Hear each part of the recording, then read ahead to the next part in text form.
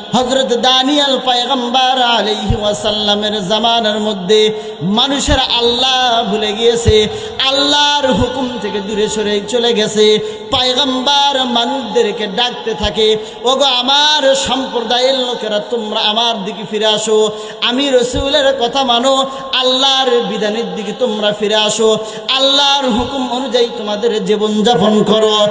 পয়গম্বর যতই মানুষদেরকে দিনের দাওয়াত দেয়, মানুষগুলি সব হাসতে থাকে আর ঠাট্টা বিদ্রুপ করতে থাকে। পয়গম্বর কি বলেন, আমাদের ওপর নাকি গজব আসবে। গজব আসবে না, কারণ পর্যাপ্ত পরিমাণ অর্থ আমাদের কাছে আছে, সৈন্য সামর্থ্য আমাদের কাছে আছে, পর্যাপ্ত শিক্ষা ব্যবস্থা আমাদের কাছে আছে, আল্লাহর গজব আমাদের উপর পড়বে না। বলেন নাউজুবিল্লাহ।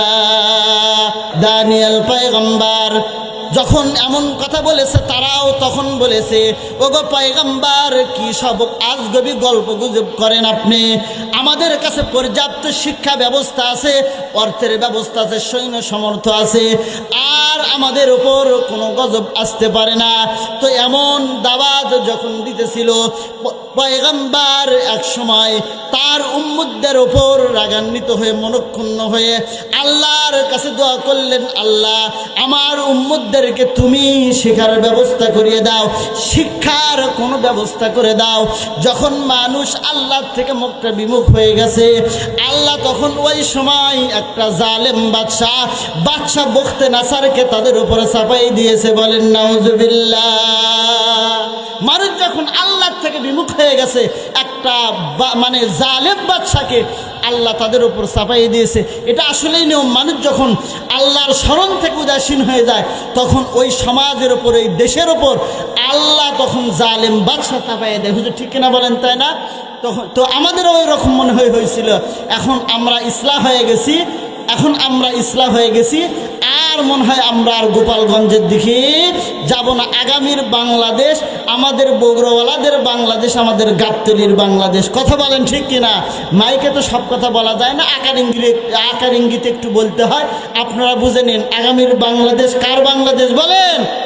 আমাদের গাবতলীওয়ালাদের বাংলাদেশ। আল্লাহ কবুল করেন, বলেন আমিন। তো জালেম বাদশাকে আল্লাহ চাপাই দিয়েছেন। জালেম বাদশাহ সর্বপ্রথম দানিয়েল পয়গম্বর সহ ৭০,০০০ লোককে জেলখানার মধ্যে আবদ্ধ করে দিয়েছে। ৭০,০০০ লোককে বাদশাহ বখতে নাসার হত্যা করেছে। দেখেন, জালেমদের সর্বপ্রথম একটাই কিন্তু অস্ত্র। কিছু না হতেই তারা মানুষদেরকে জেলখানার ভয় দেখায়, কিছু না হতেই তারা মানুষদেরকে হত্যা করে, কথা বলার স্বাধীনতাকে বন্ধ করে দেয়। কথা বলেন ঠিক কিনা? এটা নতুন আজকে না, দিদির সময়ে না, আগেকার আমল থেকে ওই রকম ছিল। তো ৭০,০০০ লোককে যখন জেলখানার মধ্যে বন্দি করে দিয়েছে, ৭০,০০০ লোক তাদের ভুলকে বুঝতে পেরেছে। ভুল বুঝার পর সবাই তখন দানিয়েল পয়গম্বরকে ডাক দিয়ে বলতেছে, ওগো আল্লাহর পয়গম্বর, আমরা ভুল করেছি, আমরা আমাদের ভুলগুলি বুঝতে পেরেছি, আপনি আল্লাহর কাছে দোয়া করেন, আমাদের তওবাগুলি যেন আল্লাহ কবুল করে নেয়। আর বখতে নাসারের এই জেলখানার থেকে আল্লাহ ছাড়া পৃথিবীতে কেউ নাই আমাদেরকে বের করতে পারে। কথা বলেন ঠিক কিনা? আর কেউ নাই। এমন কথা যখন বলতেছে, দানিয়েল পয়গম্বর ডাক দিয়ে বলল, ঠিক আছে, রাত্রিবেলায় সবাই আমরা একত্রিত হব। রাত্রিবেলায় শেষ রাত্রে দোয়া করলে আল্লাহ দোয়াকে কবুল করে। শেষ রাত্রে আমরা আল্লাহর কাছে দোয়া করব, অবশ্যই আল্লাহ আমাদের দোয়াকে কবুল করে নেবে। তো শেষ রাত্রি দানিয়েল পয়গম্বর সহ সবাই যখন একত্রিত হয়ে দু চোখের পানি ছেড়ে দিয়ে আল্লাহকে আল্লাহ বলে ডাক দেয়, এমন একটা করুণ পরিস্থিতি তৈরি হয়ে গেছে। ৭০,০০০ লোকের আল্লাহ আল্লাহ শব্দের তাড়নায় জেলখানার জানলা দরজার থেকে পর্যন্ত আল্লাহ নামের জিকির বের হয়েছে। বলেন সুবহানাল্লাহ। ফাজিকরাজ হরছে বিনি দর খুরুশাস, অবেদানাত দনি বানাত কে গোশাস, না বুলবুল বর গলে সে তসবি হে খানে কি হর খারে বা তসবি হাস জবানে। বলেন? জেলখানার দরজা জান্নাত থেকে পর্যন্ত কার নামের শব্দ বের হয়েছে বলেন? আল্লাহর নামের সব কিছু যে আল্লাহ আল্লাহ করে, আল্লাহর নাম ধরে ডাকে, এটা আপনাদের বিশ্বাস হয় বলেন? আল্লাহ কোরআনের মধ্যে বলতেছেন, কুল্লুম ক্বাদ আলিমা সালাতাহু ওয়া তাসবিহা। দুনিয়ার মানুষ সকল শুনে নাও, জেনে নাও, প্রত্যেকটা সৃষ্টি জীব, আমার প্রত্যেকটা সৃষ্টি আমাকে আল্লাহ আল্লাহ বলে ডাকে, অর্থাৎ আমি আল্লাহর নামের তাসবিহাত পড়ে বলেন সুবহানাল্লাহ। ৭০,০০০ লোক দোয়া করতেছে কার কাছে বলেন?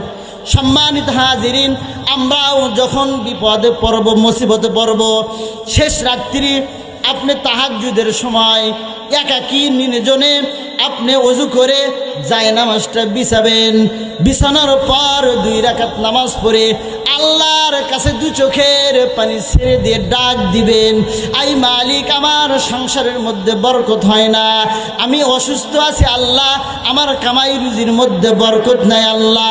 যে কোনো সমস্যার কথা আল্লাহর কাছে বলবেন।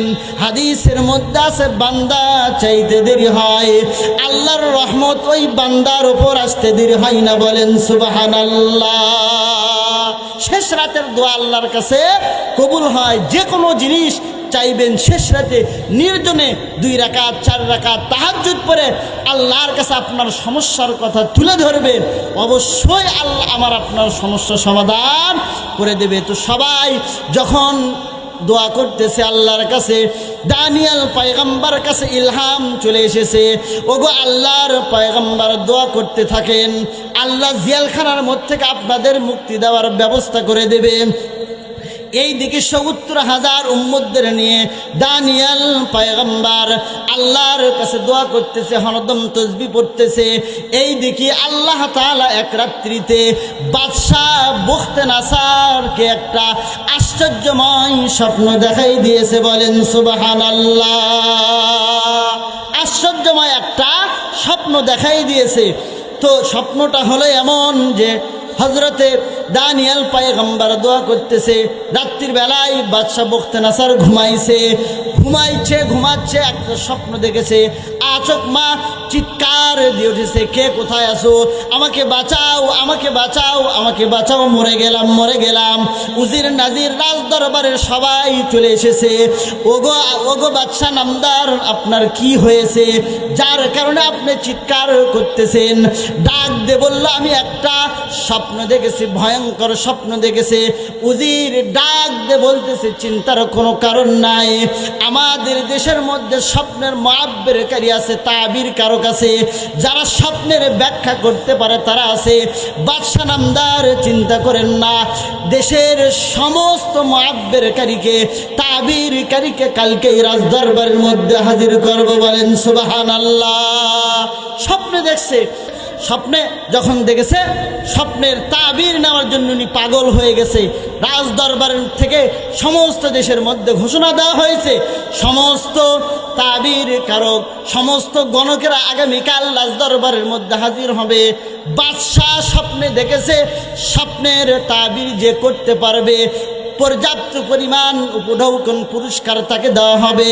তো সমস্ত গণকেরা খুশি হয়ে গেছে, সবাই খুশি হয়ে গেছে। বাদশার স্বপ্নের তাবির করব, বাদশা তো পুরস্কারটাও ভালো দেবে। সমস্ত রাজ্যের গণকেরা যখন একত্রিত হয়ে গেছে, ভালো ভালো খেয়েছে, খাওয়ার পর সবাই ডাক দিয়ে বলতেছে, বাদশা নামদার স্বপ্ন কি দেখেছেন বলেন?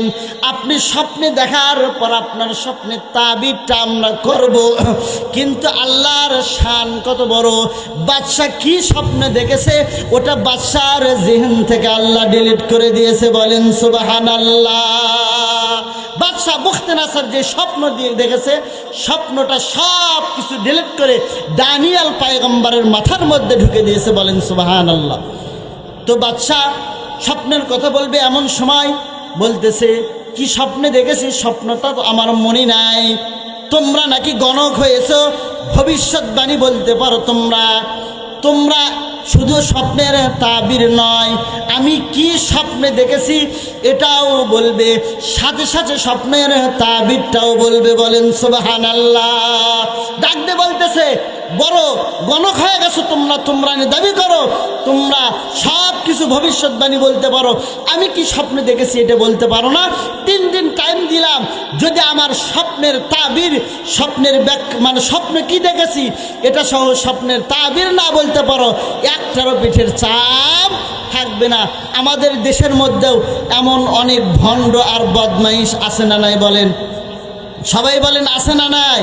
নামাজ নাই, রোজা নাই, কিছুই নাই, অথচ বড় পিসাব হয়ে দরবারের মধ্যে বসে আছে। কথা বলেন ঠিক কিনা? এমন গাঞ্জা খাকো শয়তান আছে না নাই বলেন? সবাই কথা বলেন আছে না নাই? ও পীর না শয়তান? যে গাঁজা খায় ও পীর না, ওই শয়তান। ওই কি বলেন? শয়তান। তো তাদের কাছে আপনারা যাবেন না। তো যাই হোক, সম্মানিত হাজিরিন, সবাই আফসোস করতেছে গণকেরা যে আসবেন কি হলো না, আসাই তো আসলে ভালো, আসলে ভালো, আসেই যত অঘটন ঘটে গেল। বাদশার এখানে গণকের মধ্যে নাম দিয়েছি, ভবিষ্যৎবাণী করব নাম দিয়েছি, পরে 3 দিনের মধ্যে বাদশা কি স্বপ্ন দেখেছে এটা যদি না বলতে পারি পিঠের তো আর চাম থাকবে না। বাদশা টাইম দিয়েছে কয়দিন বলেন? 3 দিন টাইম দিয়েছে যে স্বপ্নের তাবির আমাকে বলতে হবে। এইদিকে জেলখানার মধ্যে খবর গেছে, ওগো পয়গম্বর, আল্লাহ কিন্তু পেঁয়াজ বাজাই দিয়েছে। একদিন জেলার মহোদয় জেলখানার মধ্যে মন খারাপ করে বসে আছে। দানিয়াল পয়গম্বর ডাক দে বলে, কি ব্যাপার জেলার মহোদয়, মন কেন খারাপ? ডাক দে বলে, আর বলবেন না, আর বলবেন না, আর মনে হয় আমাদের চাকরি থাকবে না। বলে কেন? বাদশাহ মহোদয় এমন একটা স্বপ্নে দেখেছে, স্বপ্নের কারণটা, স্বপ্নে কি দেখেছে এটা তার মনে নাই। আর বাদশাও অস্থির হয়ে গেছে, নাওয়া খাওয়া ঘুম সব কিছু বন্ধ করে দিয়েছে। কি স্বপ্নে দেখেছে এটা সে জানতে চায়। আল্লাহর পক্ষ থেকে হুকুম আসে, ওগো দানিয়েল পয়গম্বর, এখনই আপনার সুযোগ, এই সুযোগকেই আপনার কাজে লাগাতে হবে। ডাক দে বলে, জেলার মহোদয় আপনি যান বাদশাহ নামদারকে বলেন আমি বাদশাহ কি স্বপ্নে দেখেছে এটাও বলবো, আর স্বপ্নের তাবিরটাও বলবো। বলেন সুবহানাল্লাহ। কি স্বপ্নে দেখেছে এটাও বলবো, স্বপ্নের তাবিরটাও আমি বলবো। জেলার মহোদয় বলতেছে, ঠিক বলতেছেন তো? বলে, আরে হ্যাঁ ঠিক বলতেছি। দৌড়াচ্ছে, দৌড়ে যায় বলতেছে, বাদশাহ নামদার টেনশন করবেন না, চিন্তা করবেন না, একজন কয়েদি আছে, সে আপনার স্বপ্নও বলে দেবে, স্বপ্নের তাবিরটাও বলে দেবে। ডাক দে বলতেছে, আর দেরি করো না, আর দেরি করো না, যাও আমার ওই বাজানকে আমার কাছে ধরে নিয়ে আসো। বলেন সুবহানাল্লাহ। যাও, আর দেরি করো না, তাকে আমার কাছে ধরে নিয়ে আসো। যখন গেছে জেলার মহোদয় ডাকতে বলতেছে, চলেন আপনাকে বাদশাহ নামদার ডেকেছে। বলেন, না না আমি একা যাব না। বাদশাহ নামদারকে বলেন যে আমি একা যাব না, আমার 70,000 উম্মতদেরকে মুক্তি দেবে। 70,000 উম্মত বের হওয়ার পরে আমি সর্বশেষ বের হব। বলেন সুবহানাল্লাহ। আমার উম্মতদেরকে মুক্তি দেবে, তারপর আমি বের হব, তার আগে বের হব না। বলে, এটা মনে হয় সম্ভব না। জেলার বলতেছে, বলে যদি সম্ভব না হয় আপনারও ক্ষতি, আমারও ক্ষতি, বাদশাহ নামদারেরও ক্ষতি। বলে কি ক্ষতি?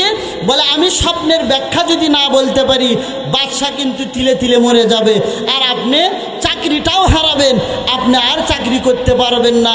আর আমার ক্ষতিটা হলো, আমার এই লোকদেরকে নিয়ে আমি এই জেলখানার মধ্যে ঢুকে ঢুকে, এইদিকে খেয়াল করেন, ঢুকে ঢুকে জেলখানার মধ্যেই মারা যাব। তো আবার জিলার গেছে, যে বলতেছে এমন একটা আবদার করেছে বাদশাহ নামদার, 70,000 লোককে মুক্তি দিতে হবে। তারপর সে ছাড়তে চাইছে, আসতে চাইছে, ডাক দে বলতেছে, 70,000 কেন? আমার ওই বাবা যদি সমস্ত জেলখানার কয়েদিদের মুক্তি চায়, তাও মুক্তি দাও, তবুও তাকে আমার কাছে নিয়ে আসো। 70,000 কয়েদিকে যখন মুক্তি দিয়েছে, সর্বশেষ দানিয়েল পয়গম্বর বাদশাহ বুখতেনাসারের জেলখানার মধ্যে থেকে বের হয়েছে। বলেন সুবহানাল্লাহ। আল্লাহ তাআলা পবিত্র কালামুল্লাহ শরীফের সূরাতুল ইব্রাহিমের 13 নম্বর পারার 15 নম্বর পৃষ্ঠার মধ্যে আল্লাহ বলতেছেন, লা ইন শাকারতুম লা আযীদান্নাকুম ওয়া লা ইন কাফারতুম ইন্না আযাবি লাশাদীদ। শাব্দিক তরজমাটা হলো এমন, আল্লাহ তাআলা বলতেছেন দুনিয়ার যেই সমস্ত মানুষগুলি আমি আল্লাহর নিয়ামত পাওয়ার পর আমার নিয়ামতের শুকরিয়া আদায় করে, আমি আল্লাহ ওই বান্দার জন্য আমার নিয়ামতকে আরো বাড়াই দেই। বলেন সুবহানাল্লাহ। अगर गीती सदा सरबादगी राद चिरागे मुक़बिला हरगिज़ न मीराद, चिरागे मुक़बिला हरगिज़ न मीराद।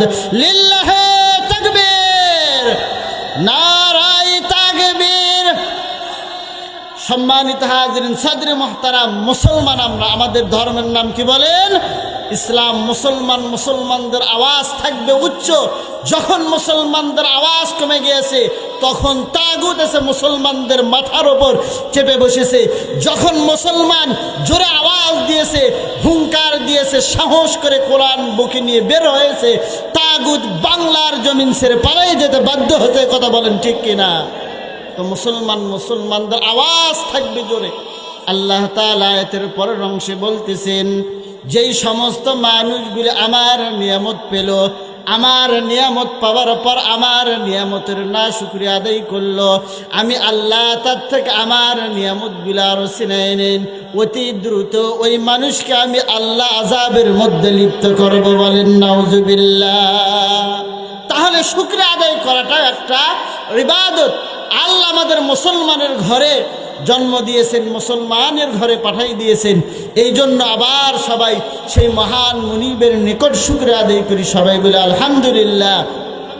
লাখো করে দরুদ বর্ষিত হোক সাইয়্যিদুল কাওনাইন, খাতামান নবিয়্যিন, ইমামুল মুরসালিন জনাবে মুহাম্মদুর রাসূলুল্লাহ সাল্লাল্লাহু আলাইহি ওয়াসাল্লামের প্রতি।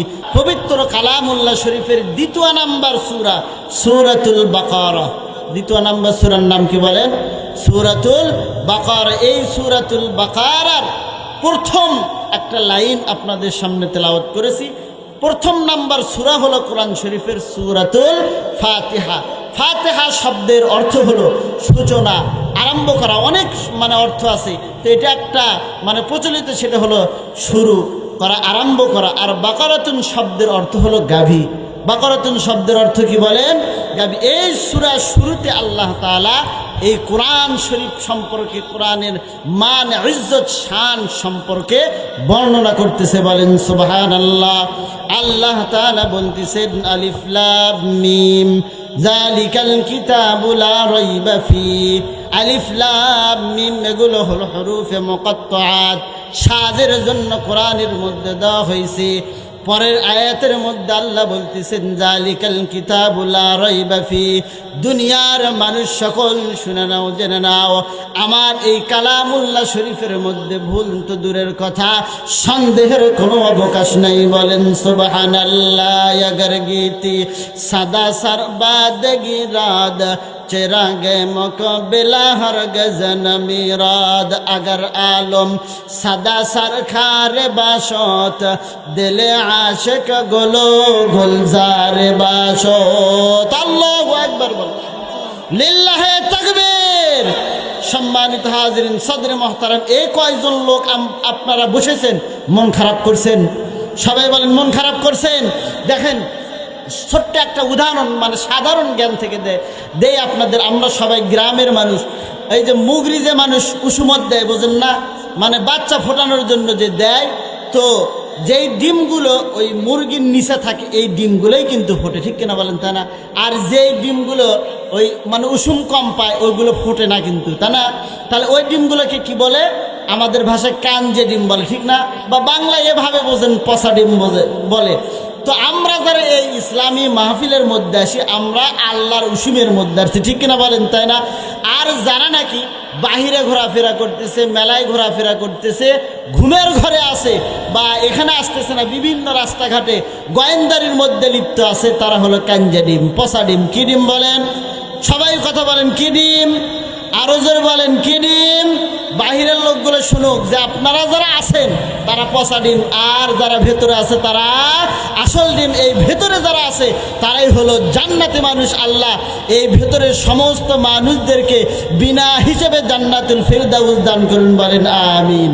বাহিরে যারা ঘোরাফেরা করতেছেন আপনারা এখন চিন্তা করে দেখেন, আপনি কি পচা ডিম হবেন নাকি ভালো ডিম হবেন? আপনি কি জান্নাতে যেতে চান নাকি আপনি জাহান্নামে যেতে চান? যদি জান্নাতে যেতে চান অবশ্যই আপনাকে এই মাহফিলের মধ্যে আসতে হবে। কথা বলেন ঠিক কিনা? সম্মানিত হাজির, আমাদের এই মাহফিলটা ভেতরে একটা সাইজ হয়নি। এই জায়গায় একজন, ওই জায়গায় একজন, ওই জায়গায় একজন বসে আছে।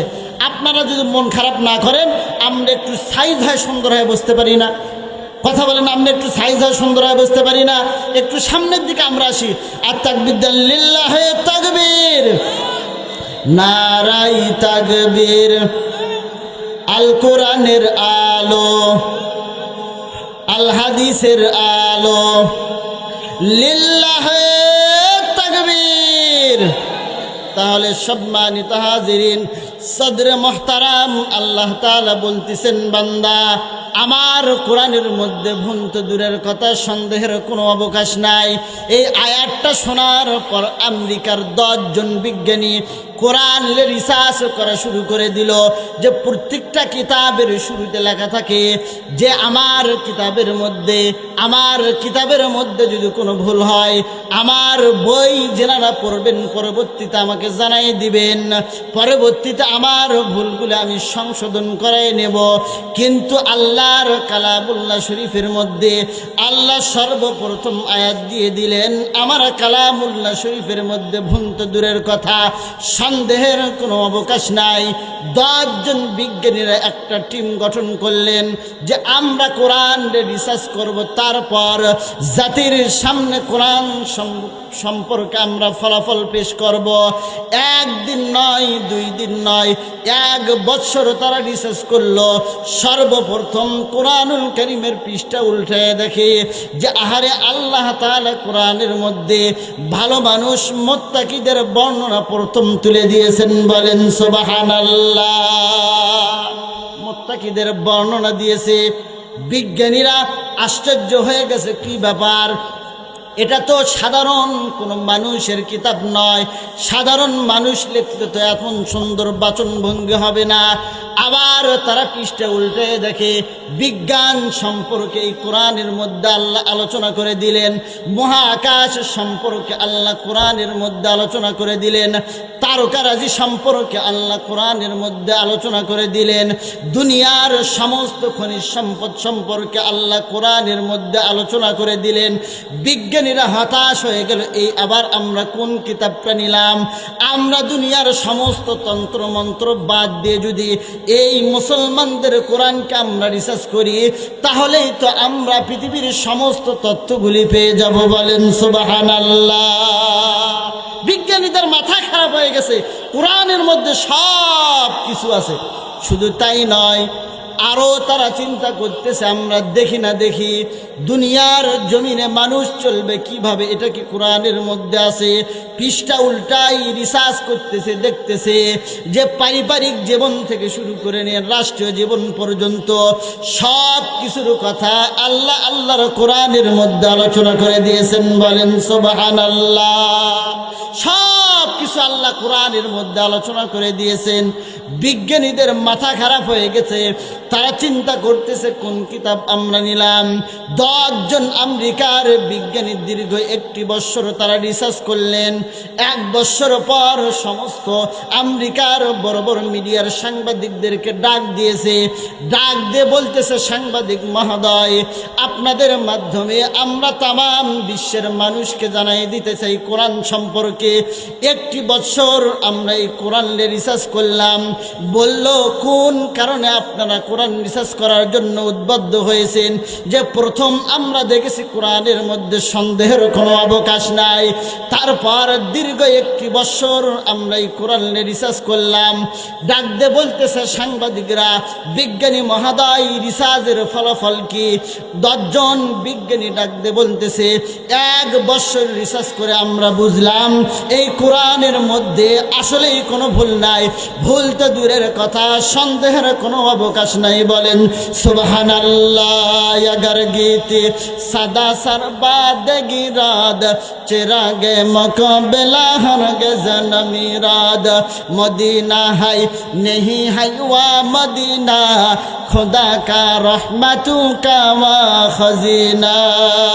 আল্লাহু আকবার বলেন। আমেরিকার বিজ্ঞানীরা রিসার্চ করতেছে, কয়জন বিজ্ঞানী বলেন? সবাই বলেন কয়জন বিজ্ঞানী? 10। আমার কথা আপনারা বুঝতেছেন না? সবাই বলেন, কথা বুঝতেছেন না? অল্প সময়ের মধ্যে কোরআনের গুণাগুণ সম্পর্কে আপনাদেরকে বলে দেব ইনশাআল্লাহ। চলে যাবেন আপনারা? সবাই বলেন চলে যাবেন? শেষ পর্যন্ত থাকবেন না ইনশাআল্লাহ? মাঝখানে উঠে চলে যাবেন? কে কে হাত তুলে দেখান দেখি। মাশাআল্লাহ, আপনাদের তাল ঠিক আছে, আল্লাহ আপনাদের কবুল করুন, বলেন আমিন। বিজ্ঞানীরা ডাক দিয়ে বলতেছে যে আমরা কোরআন রিসার্চ করেছি, 1 বছর গবেষণা করেছি, পঙ্খুনা আমরা রিসার্চ করেছি, ভুল পাই নাই। সাংবাদিকরা ডাক দিয়ে বলতেছে বিজ্ঞানী মহোদয়, তাহলে এখন আপনারা কি বলতে চান? তামাম পৃথিবীকে আপনারা কি বার্তা দিতে চান আমাদের মিডিয়ার মাধ্যমে? 10 জন বিজ্ঞানী ডাক দিয়ে বলতেছে আপনাদের মাধ্যমে তামাম পৃথিবীর মানুষদেরকে আমরা বলতে চাই, দুনিয়ার আর এই মানুষের তৈরি করা মতবাদের মধ্যে আমরা থাকতে চাই না, মানুষের তৈরি করা তন্ত্র মন্ত্র আমরা আর মানতে চাই না। রিসার্চ করেছি, নিজেরা পড়েছি, নিজেরা আমরা বুঝেছি, আমরা আর অন্য ধর্মের মধ্যে থাকতে চাই না। আল্লাহর কোরআনকে বুকের মধ্যে নিয়ে আমরা 10 জন বিজ্ঞানী ইসলাম ধর্ম গ্রহণ করব, বলেন সুবহানাল্লাহ। 10 জন বিজ্ঞানী এমন তারা সিদ্ধান্ত নিয়ে নিল, কি দেখে বলেন? সবাই বলেন কি দেখে? এ দাদা, 3টা জিনিসের দিকে তাকালেও আল্লাহ সওয়াব দেয়, বলেন সুবহানাল্লাহ। কয়টা জিনিস বলেন? মুরব্বীরা কথা বলেন, কয়টা জিনিস? 3টা জিনিস। 1 নাম্বার হলো দুনিয়ার কোনো মানুষ যদি বাইতুল্লাহর দিকে তাকায়, আল্লাহ আমাদের সবাইকে জীবনে অন্তত একবার হলেও আল্লাহর ঘর বাইতুল্লাহ জিয়ারত করার মতো তৌফিক দান করুন, বলেন আমিন। সবাই যেতে চায় না বলেন? সবাই যেতে চায় না বলেন? আল্লাহ আমাদের সবাইকে রসুলের রওজার পাশে দাঁড়িয়ে রসুলকে সালাম জানানোর মতো তৌফিক দান করুন, বলেন আমিন। আল্লাহ চাইলে পারে কি পারে না বলেন? কত মানুষ অর্থ আছে যেতে পারে না, কত মানুষ আবার অর্থ নাই কিন্তু তারা ঠিকই চলে যায়, ঠিক কিনা বলেন? তাই না?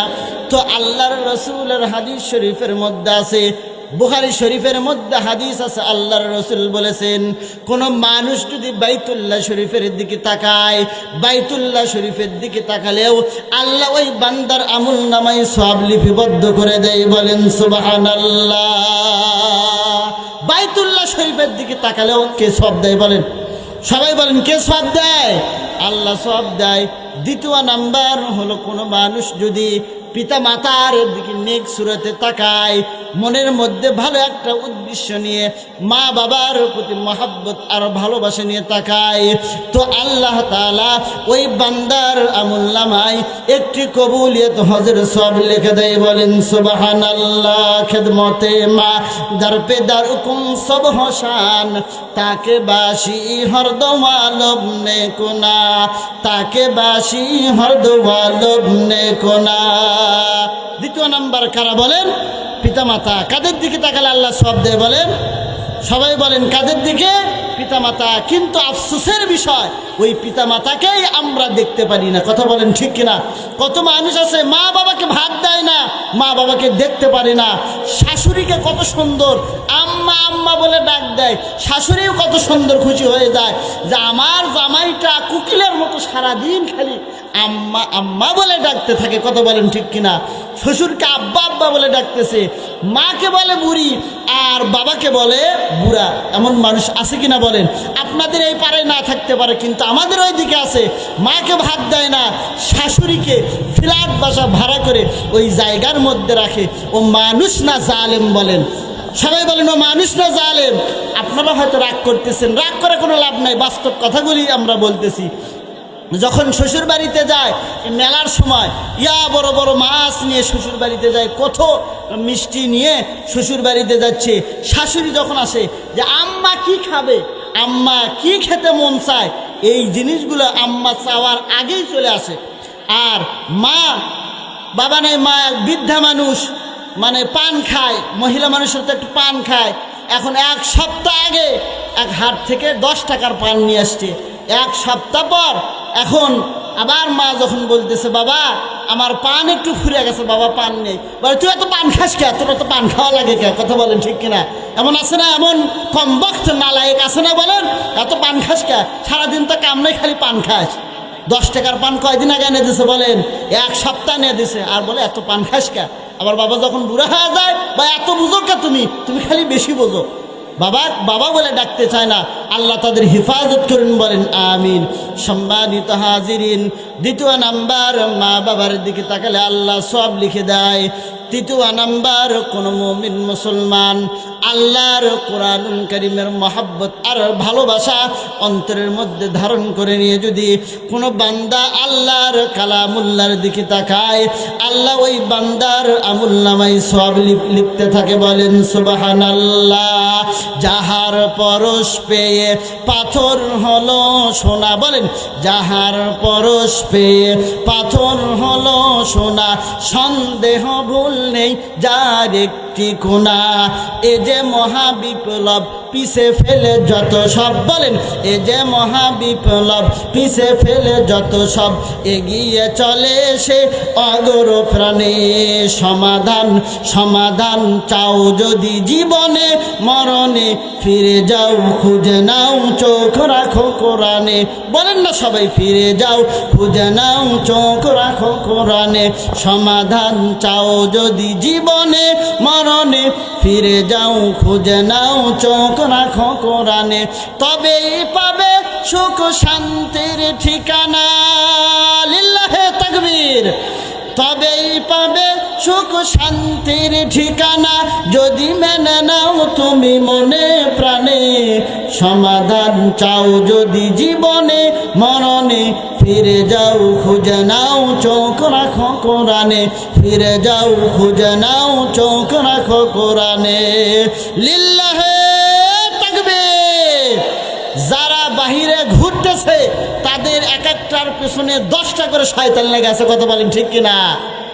তারা শয়তান, যারা ছেলেরা ঘুরতেছে তারা শয়তানের দাদা আর নানা, আর মেয়েরা যারা ঘুরতেছে তারা শয়তানের দাদি আর নানি। এখন যারা ঘুরতেছে মাইকের আওয়াজ যারা পাচ্ছে, আপনার যদি শয়তানের পক্ষের লোক হতে না চান, তাড়াতাড়ি অতি দ্রুত এই মাহফিলের মধ্যে চলে আসেন। আল্লাহ আপনাদের সহিহ দান করুন, বলেন আমিন। তাহলে সব সমস্যার সমাধান কে দেবে বলেন? সবাই বলেন কে দেবে বলেন? আল কোরআন দেবে।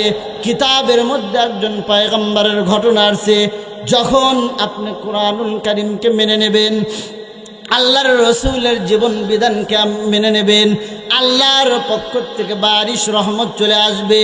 আর যখন আমরা এই কোরআনুল কারীম ছেড়ে চলে যাব, আল্লাহর পক্ষ থেকে আল্লাহর আসমানি গজব আমাদের উপর নাজিল হবে। বলেন নাউজুবিল্লাহ।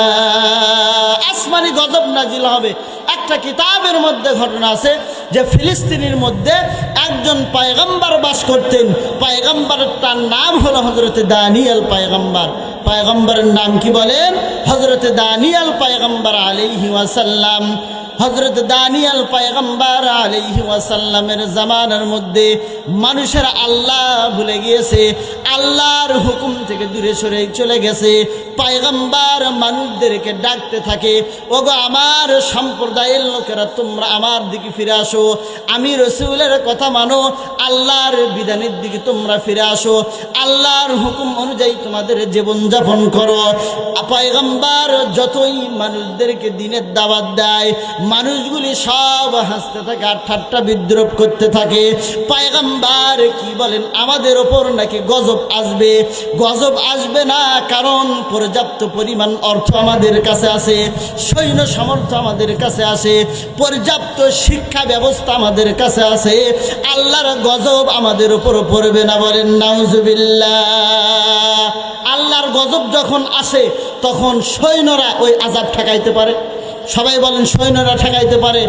এটার প্রমাণ হলো গত 5 তারিখে একটা জালেম সরকার চলে গেছে, সৈন্য সামর্থ্য কম ছিল, সবাই বলেন পেটুয়া বাহিনী কম ছিল, হেলমেট বাহিনী কম ছিল, কিন্তু আল্লাহর হুকুম হয়েছে মুসলমান ইমানি আওয়াজে গর্জে উঠেছে। যখন মুসলমান ইমানি আওয়াজে গর্জে উঠেছে আর দিল্লির দাসী বাংলার জমিনে থাকতে পারি নাই, দাদা বাবুর দেশে দিদি পালাইতে বাধ্য হয়েছে। কথা বলেন ঠিক কিনা? আল্লাহর গজব আসলে, আল্লাহ যখন কারো উপরে গজব দেয় তখন শিক্ষা ব্যবস্থা, অর্থ ব্যবস্থা, পদ্মা সেতু ব্যবস্থা দিয়ে, উন্নতি ব্যবস্থা দিয়ে তাকে আটকাতে পারে। দাদা কি দিদিকে আটকাইতে পারছে বলেন? সবাই বলেন দাদা কি দিদিকে আটকাইতে পারছে? আল্লাহ ওই দিদিকে ওই দাদার দেশেই রেখে দিক, মানে ও যে প্রোডাক্টের মাল ওই প্রোডাক্টেই চলে গেছে, আর যেন আমাদের দেশে না নিয়ে আসে। বলেন আমিন। সম্মানিত হাজিরিন, বাংলাদেশ টু দিল্লি, দিল্লি টু জাহান্নাম। দিল্লি টু কোথায় বলেন? আল্লাহকে ওখান থেকে জাহান্নামে নিয়ে যাবে। বলেন বাংলাদেশ টু দিল্লি। বলেন, আর বলেন না কেন? আমরা একটু কথাবার্তা বলতে আপনারা রাগ করতেছেন? রাগ করেন না, মানে আমরা একটু এলেমের মোজাকারা করতেছি। বলেন বাংলাদেশ টু দিল্লি। বলেন বাংলাদেশ টু দিল্লি, দিল্লি টু জাহান্নাম। দিল্লি টু কোথায় বলেন? জাহান্নাম। ওই দিদি যেন মনে করে না আর বাংলার জমিনে আমি জায়গা পাবো। তুমি বাংলাদেশে চট করে ঢুকে পড়বা, সাহস থাকে তো তুমি ঢুকে পড়ো। বাংলার জমিনে তোমার একটা পশম পর্যন্ত খুঁজে পাওয়া যাবে না, কারণ তুমি ইসলাম বিদ্বেষী, কোরআন বিদ্বেষী। আর এই বাংলার জমিনটা কোরআনওয়ালাদের দেশ, টুপিওয়ালাদের দেশ, দাড়িওয়ালাদের দেশ, মসজিদওয়ালাদের দেশ, মাদ্রাসাওয়ালাদের দেশ, ইসলাম আন্দোলনওয়ালাদের বাংলাদেশ। বলেন ঠিক কিনা? তাহলে এই দেশে কোনো দিল্লির প্রোডাক্টের জায়গা আছে? সবাই বলেন কোন নাস্তিকের জায়গা আছে? আপনার মুসলমান না? মুসলিম আমি, সংগ্রামী আমি, আমি চির রণবীর, আল্লাহকে ছাড়া কাউকে মানি না, নারাই তাকবীর, আল্লাহু আকবার। মুসলমান একমাত্র ভয় করবে কাকে বলেন? সবাই বলেন কাকে ভয় করবে? দানিয়েল পয়গম্বর যখন এমন কথা বলেছে, তারাও তখন বলেছে ওগো পয়গম্বর, কি সব আজগবি গল্প গুজব করেন আপনি? আমাদের কাছে পর্যাপ্ত শিক্ষা ব্যবস্থা আছে, অর্থের ব্যবস্থা আছে, সৈন্য সমর্থ আছে, আর আমাদের উপর কোনো গজব আসতে পারে না। তো এমন দাওয়াত যখন দিতেছিল, পয়গম্বর এক সময় তার উম্মতদের ওপর রাগান্বিত হয়ে, মনক্ষুণ্ণ হয়ে আল্লাহর কাছে দোয়া করলেন, আল্লাহ আমার উম্মতদেরকে তুমি শিক্ষার ব্যবস্থা করিয়ে দাও, শিক্ষার কোনো ব্যবস্থা করে দাও। যখন মানুষ আল্লাহ থেকে মুখটা বিমুখ হয়ে গেছে, আল্লাহ তখন ওই সময় একটা জালেম বাদশা বখতে নাসারকে তাদের উপরে চাপাই দিয়েছে। বলেন নাউজুবিল্লাহ। মানুষ যখন আল্লাহ থেকে বিমুখ হয়ে গেছে, একটা মানে জালেম বাদশাকে আল্লাহ তাদের উপর চাপাই দিয়েছে। এটা আসলেই নিয়ম। মানুষ যখন আল্লাহর স্মরণ থেকে উদাসীন হয়ে যায়, তখন ওই সমাজের ওপর, এই দেশের ওপর আল্লাহ তখন জালেম বাদশা চাপাই দেয়। হুজুর ঠিক কিনা বলেন? তাই না? তখন তো আমাদেরও ওই রকম মনে হয়েছিল। এখন আমরা ইসলাম হয়ে গেছি, এখন আমরা ইসলাম হয়ে গেছি, আর মনে হয় আমরা আর গোপালগঞ্জের দিকে যাব না। আগামীর বাংলাদেশ আমাদের বগুড়াওয়ালাদের বাংলাদেশ, আমাদের গাবতলীর বাংলাদেশ। কথা বলেন ঠিক কিনা? মাইকে তো সব কথা বলা যায় না, আকার ইঙ্গিতে একটু বলতে হয়। আপনারা বুঝে নিন, আগামীর বাংলাদেশ কার বাংলাদেশ বলেন? আমাদের গাবতলীওয়ালাদের বাংলাদেশ। আল্লাহ কবুল করেন, বলেন আমিন। তো জালেম বাদশাকে আল্লাহ চাপাই দিয়েছেন। জালেম বাদশাহ সর্বপ্রথম দানিয়েল পয়গম্বর সহ ৭০,০০০ লোককে জেলখানার মধ্যে আবদ্ধ করে দিয়েছে। ৭০,০০০ লোককে বাদশাহ বখতে নাসার হত্যা করেছে। দেখেন, জালেমদের সর্বপ্রথম একটাই কিন্তু অস্ত্র, কিছু না হতেই তারা মানুষদেরকে জেলখানার ভয় দেখায়, কিছু না হতেই তারা মানুষদেরকে হত্যা করে, কথা বলার স্বাধীনতাকে বন্ধ করে দেয়। কথা বলেন ঠিক কিনা? এটা নতুন আজকে না, দিদির সময়ে না, আগেকার আমল থেকে ওই রকম ছিল। তো ৭০,০০০ লোককে যখন জেলখানার মধ্যে বন্দি করে দিয়েছে, ৭০,০০০ লোক তাদের ভুলকে বুঝতে পেরেছে। ভুল বুঝার পর সবাই তখন দানিয়েল পয়গম্বরকে ডাক দিয়ে বলতেছে, ওগো আল্লাহর পয়গম্বর, আমরা ভুল করেছি, আমরা আমাদের ভুলগুলি বুঝতে পেরেছি, আপনি আল্লাহর কাছে দোয়া করেন, আমাদের তওবা দোয়াগুলি যেন আল্লাহ কবুল করে নেয়। আর বখতে নাসারের এই জেলখানার থেকে আল্লাহ ছাড়া পৃথিবীতে কেউ নাই আমাদেরকে বের করতে পারে, কথা বলেন ঠিক কিনা? আর কেউ নাই। এমন কথা যখন বলতেছে, দানিয়েল পয়গম্বর ডাক দিয়ে বলল, ঠিক আছে, রাত্রিবেলায় সবাই আমরা একত্রিত হব। রাত্রিবেলায় শেষ রাত্রে দোয়া করলে আল্লাহ দোয়াকে কবুল করে। শেষ রাত্রে আমরা আল্লাহর কাছে দোয়া করব, অবশ্যই আল্লাহ আমাদের দোয়াকে কবুল করে নেবে। তো শেষ রাত্রি দানিয়েল পয়গম্বর সহ সবাই যখন একত্রিত হয়েছে, একত্রিত হয়ে দু চোখের পানি ছেড়ে দিয়ে আল্লাহকে আল্লাহ বলে ডাক দেয়। এমন একটা করুণ পরিস্থিতি তৈরি হয়ে গেছে। ৭০,০০০ লোকের আল্লাহ আল্লাহ শব্দের তাড়নায় জেলখানার জানলা দরজার থেকে পর্যন্ত আল্লাহ নামের জিকির বের হয়েছে। বলেন সুবহানাল্লাহ। ফাজিকরাজ হরছে বিনি দর খুরুশাস অবেদানাত দনি বানাত কে গোশাস না বুলবুল বর গলে সে তসবি হে খানে কি হর খারে বাতসবি হাস জবানে। আল্লাহু আকবার বলেন। জেলখানার দরজা জান্নাত থেকে পর্যন্ত কার নামের শব্দ বের হয়েছে? বলেন আল্লাহর নামের। সব কিছু যে আল্লাহ আল্লাহ করে, আল্লাহর নাম ধরে ডাকে, এটা আপনাদের বিশ্বাস হয়? বলেন। আল্লাহ কোরআনের মধ্যে বলতেছেন, কুল্লুম কদ আলিমা সালাতাহু ওয়া তাসবিহা।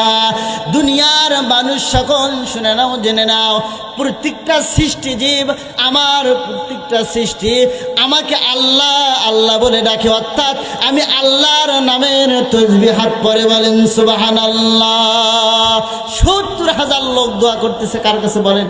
সম্মানিত হাজিরিন, আমরাও যখন বিপদে পড়ব, মুসিবতে পড়ব, শেষ রাত্রি আপনি তাহাজ্জুদের সময় একাকী নির্জনে আপনি ওযু করে জায়নামাজটা বিছাবেন।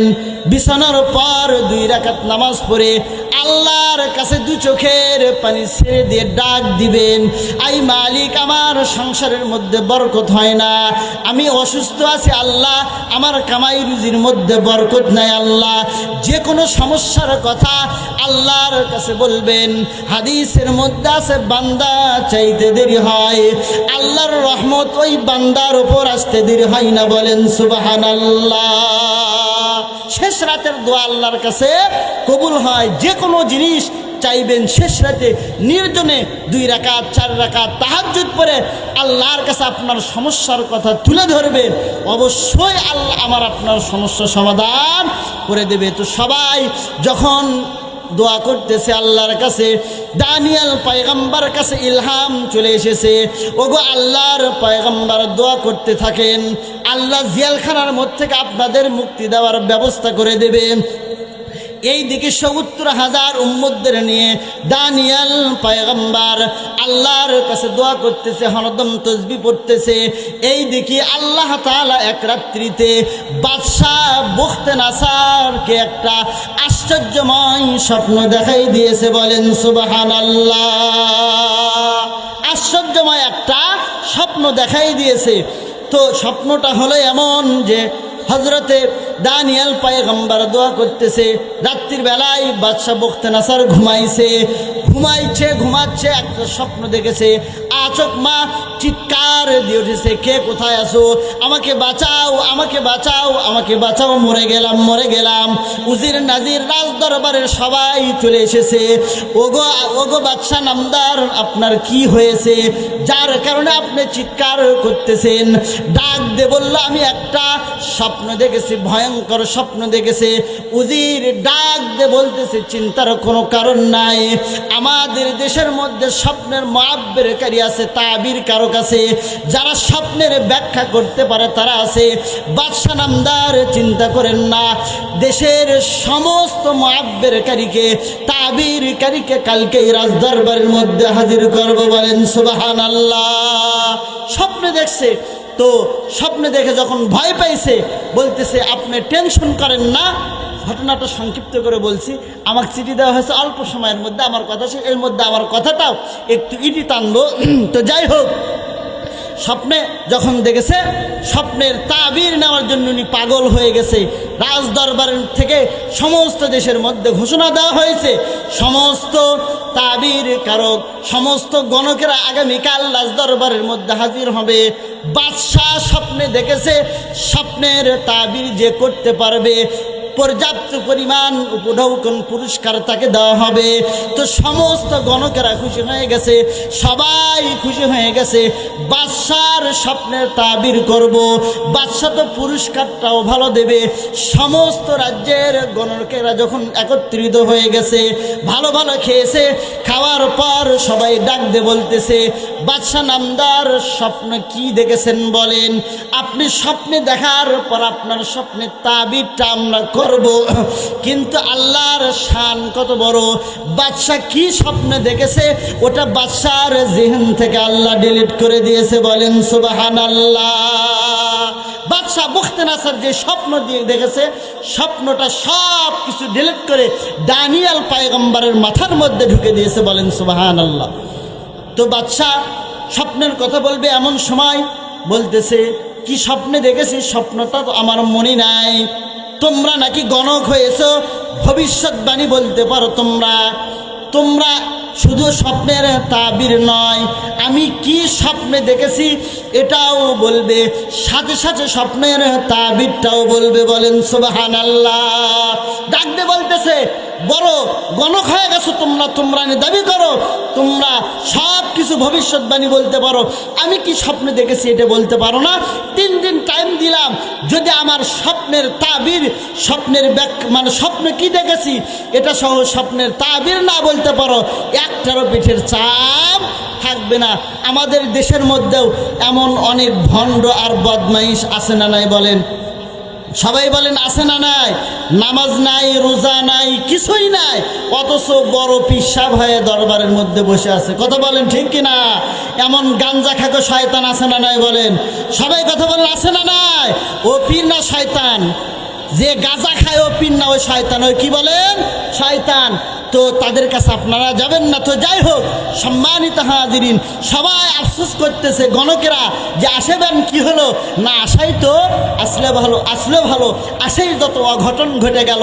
বাদশার এখানে গণকের মধ্যে নাম দিয়েছি, ভবিষ্যৎবাণী করব নাম দিয়েছি, পরে 3 দিনের মধ্যে বাদশাহ কি স্বপ্ন দেখেছে এটা যদি না বলতে পারি, পিঠের তো আর চাম থাকবে না। একটা গল্প বলি, গল্পটা হলো আগেকার সময় এইরকম স্যানিটারি বাথরুম তো ছিল না সবার ঘরে ঘরে, ঠিক কিনা বলেন? তা না? মানুষ রাস্তার ধারে বিভিন্ন ঝোপ ঝাড়ে আড়া জঙ্গলের মধ্যে বাথরুম করতো, পায়খানা করতো। কথা বলেন ঠিক কিনা? তো এক লোক ওই রকম রাত্রিবেলায় জ্যোৎস্নার সড়কে মানে এক জায়গায় খোলা মাঠের মধ্যে বাথরুম করতে গেছে, বন্দা হাতে নিয়ে বাথরুম করতে গেছে। বিন্দার থপ চেনেন না আপনারা? বিন্দার থোপ ধরে বাথরুম করতেছে। এখন ওই বিন্দার থোপ ধরে বাথরুম করতে বিন্দার থোপটা উকরে মানে লোকটা পড়ে গেছে। যখন পড়ছে তখন কোথায় পড়ছে বলেন? লাল মাটির মধ্যেই তো পড়ছে, ঠিক কিনা বলেন? তো যখন পড়ে গেছে, ওই যে বিন্দার থোপ যেই জায়গায় ছিল ওই জায়গায় দেখে একটা সোনার বদনা জল জল করতেছে। তখন ও কোথায় পড়ে গেছে এটাকে আর মনে থাকে বলেন? সোনার বদনাটা ও নিয়েছে। সোনার বদনা নেওয়ার পরে ও চিন্তা করলো, আমার গায়ে ময়লা পড়ছে, ময়লাটাও ধোয়া দরকার, বদনাটাও একটু খলবালা করে ভালো করে ধোয়া দরকার। বুঝতেছেন না আপনারা? কথা বলেন, আপনারা বুঝতেছেন না? একটু সংক্ষেপ করে তাড়াতাড়ি করে বলতেছি। বন্দাটা ধোয়া দরকার, এই চিন্তা করে ও পাশে একটা নদী আছে, ওই নদীতে গেছে বন্দাটা ধোয়ার জন্য। এখন বন্দাটা ভালো করে ধুতেই বন্দাটা হাতের থেকে পড়ে গেছে, সোনার বদনাটা হাতের থেকে পড়ে গেছে। যখনই পড়ে গেছে ও পাগল হয়ে গেছে যে আমার ধুতেই গেল, আমার কি গেল বলেন? ধুতেই গেল। এখন আর বলি একটা আছে, ধুতেই গেল। এখন বাড়িতে গেছে যে ভালো মানুষ, বউ বলতেছে ভালো মানুষ বাথরুম করতে গেল, সে মানুষের আবার কি হলো? সে খালি বলতেছে ধুতেই গেল। এখন বউ বলতেছে কি ব্যাপার, তুমি কি বলো এগুলো? ধুতেই গেল। বড় আর বলিস না, বড় আফসোসের বিষয়। বলে কি?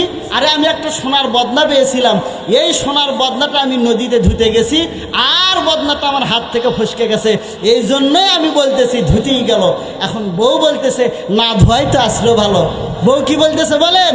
না ধোয়াই তো আসলো ভালো। স্বামী বলতেছে ধুতেই গেল, আর বউ বলতেছে না ধোয়াই তো আসলো আসলো ভালো। সকালে গ্রামের লোকজন বলতেছে এদের কি হলো, একজন বলে ধুতেই গেল, আর একজন বলে না ধোয়াই তো আসলো ভালো, এদের আবার কি হলো, পাগল হয়ে গেল নাকি, এরকম চিন্তা করে ডাক্তারকে ডাকছে। এখন ডাক্তার আসার পরে বলতেছে রুগীকে, বলে এই দুইজন রুগী, বলে রুগীর যে কন্ডিশন, পাগল হয়ে গেছে, তো আগে আমার টাকা দাও। বর্তমান যে অবস্থা, যখন আপনারা যদি ওই পপুলারে যান বা যে কোনো ডাক্তারের কাছে যান, আগে তো ভিজিটটাই দিতে হয়, কথা বলেন ঠিক কিনা? তো এরকম ডাক্তারও বলতেছে আগে ভিজিট দাও। গ্রামের মানুষেরা বলতেছে আরে মানুষ মরে যাচ্ছে, তুমি ডাক্তার না কষাই, আগে চিকিৎসা করো পরে টাকা। তো যতই চিকিৎসা করে ওই স্বামী ওটাই ছাড়ে না, ধুতেই গেল বউ ওটাই ছাড়ে না, দাঁত হয়তো আসলো ভালো। এখন ডাক্তার ওদের সাথে বলতেছে যে টাকা তো আগেই নেওয়া, আসলো ভালো। একজন কি বলতেছে ধুতেই গেল, আরেকজন বলতেছে কি না ধোয় তো আসলো ভালো। এখন ডাক্তার ওদের সঙ্গে বলতেছে যে টাকা তো আগেই নেওয়া, আসলো ভালো। তো এরকম গণকেরাও চিন্তা করতেছে আসেবেন কি হলো, না আসাই তো আসলো ভালো, আসাই সব বিপদ ঘটে গেল, এরকম চিন্তা করতেছে। বাদশা টাইম দিয়েছে কয়দিন বলেন? 3 দিন টাইম দিয়েছে যে স্বপ্নের তাবির আমাকে বলতে হবে। এইদিকে জেলখানার মধ্যে খবর গেছে, ওগো পয়গম্বর, আল্লাহ কিন্তু পেঁয়াজ বাজায় দিয়েছে। একদিন জেলার মহোদয় জেলখানার মধ্যে মন খারাপ করে বসে আছে। দানিয়াল পয়গম্বর ডাকতে বলে কি ব্যাপার জেলার মহোদয়, মন কেন খারাপ? ডাকতে বলে আর বলবেন না, আর বলবেন না, আর মনে হয় আমাদের চাকরি থাকবে না। বলে কেন? বাদশা মহোদয় এমন একটা স্বপ্নে দেখেছে, স্বপ্নের কারণটা, স্বপ্নে কি দেখেছে এটা তার মনে নাই। আর বাদশাও অস্থির হয়ে গেছে, নাওয়া খাওয়া ঘুম সব কিছু বন্ধ করে দিয়েছে। কি স্বপ্নে দেখেছে এটা সে জানতে চায়। আল্লাহর পক্ষ থেকে হুকুম আসে, ওগো দানিয়েল পয়গম্বর, এখনই আপনার সুযোগ, এই সুযোগকেই আপনার কাজে লাগাতে হবে। ডাকতে বলে জেলার মহোদয়, আপনি যান বাদশা নামদারকে বলেন আমি বাদশা কি স্বপ্নে দেখেছে এটাও বলবো, আর স্বপ্নের তাবিরটাও বলবো। বলেন সুবহানাল্লাহ। কি স্বপ্নে দেখেছে এটাও বলবো, স্বপ্নের তাবিরটাও আমি বলবো। জিলার মহোদয় বলতেছে ঠিক বলতেছেন তো? বলে আরে হ্যাঁ ঠিক বলতেছি। দৌড়াচ্ছে, দৌড়ে যায় বলতেছে বাদশা নামদার টেনশন করবেন না, চিন্তা করবেন না, একজন কয়েদি আছে, সে আপনার স্বপ্নও বলে দেবে, স্বপ্নের তাবিরটাও বলে দেবে। ডাক দিয়ে বলতেছে আর দেরি করো না, আর দেরি করো না, যাও আমার ওই বাজানকে আমার কাছে ধরে নিয়ে আসো। বলেন সুবহানাল্লাহ। যাও আর দেরি করো না, তাকে আমার কাছে ধরে নিয়ে আসো। যখন গেছে জেলার মহোদয় ডাকতে বলতেছে চলেন, আপনাকে বাদশা নামদার ডেকেছে। বলে না না, আমি একা যাব না। বাদশা নামদারকে বলেন যে আমি একা যাব না, আমার 70,000 উম্মতদেরকে মুক্তি দেবে। 70,000 উম্মত বের হওয়ার পরে আমি সর্বশেষ বের হব। বলেন সুবহানাল্লাহ। আমার উম্মতদেরকে মুক্তি দেবে, তারপর আমি বের হব, তার আগে বের হব না।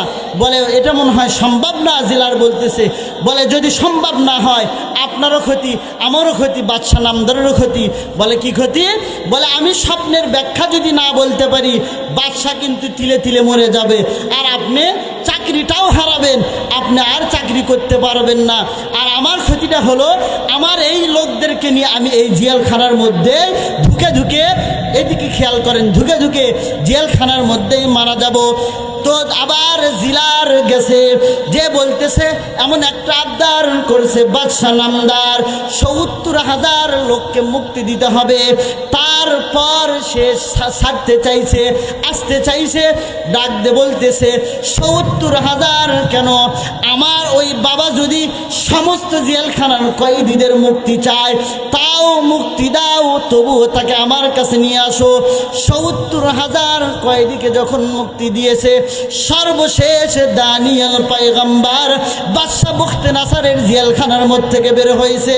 বলেন সুবহানাল্লাহ। এমন নেতারই তো আদর্শ মানা দরকার, ঠিক কিনা বলেন? তাই না? আর আমরা বাংলাদেশে এমন নেতার আদর্শকে মানি, যেই নেতা 5ই আগস্ট এই রকম শত শত হাজার হাজার কর্মীদেরকে রেখে নিরাপদ দূরত্ব পালাইতে বাধ্য হয়েছে। কথা বলেন ঠিক কিনা? তো ওদের পথে ধিক্কার জানায়, এমন নেতার তোমরা অনুসরণ করো তোমাদেরকে কর্মীদেরকে বিপদে ফেলে সে ইন্ডিয়ার জমিনে চলে গেছে। বড় বড় যারা, একজন ছিল না খেলা হবে বলতো না, সবাই বলেন বলতো না খেলা হবে, খুব বড় শরীরই চলতো না, মরা মরা ভাব, ওই শয়তান বলতে খেলা হবে। এখন কোথায়? এখনো শয়তান কোথায়? কথা বলেন ঠিক কিনা? কোথায় আওয়ামী লীগ? কোথায় কাদের কাকা? কোথায় গেল ওই জালেমের গরম গরম কথা? কথা বলেন ঠিক কিনা? কোথায় আওয়ামী লীগ? কোথায় কাদের কাকা? কোথায় গেল ওই জালেমের গরম গরম কথা? খেলা হবে বলতো না, খেলা হবে, খেলা হবে, খেলা হবে গে বলে কাকা গেল পালিয়া। লিল্লাহে তাকবীর। খেলা হবে, খেলা হবে বইলা শয়তান গেল পালিয়া। লিল্লাহে তাকবীর। ঠিক কিনা? আপনার মনে হয় রাগ করতেছেন, যেগুলো কি বলেন, আরে এগুলো দরকার। কোরআনের রাজনীতি যখন বাংলার জমিনে প্রতিটা ঘরে ঘরে কায়েম থাকবে, তখন এই দেশের মধ্যে আর জুলুম হবে না, অন্যায় হবে না। কথা বলেন ঠিক কিনা? কথা বলেন ঠিক কিনা? আপনারা কোরআনের রাজত্ব চান কি চান না বলেন? দুই হাত তুলে দেখেন কে কে চান। লিল্লাহে তাকবীর।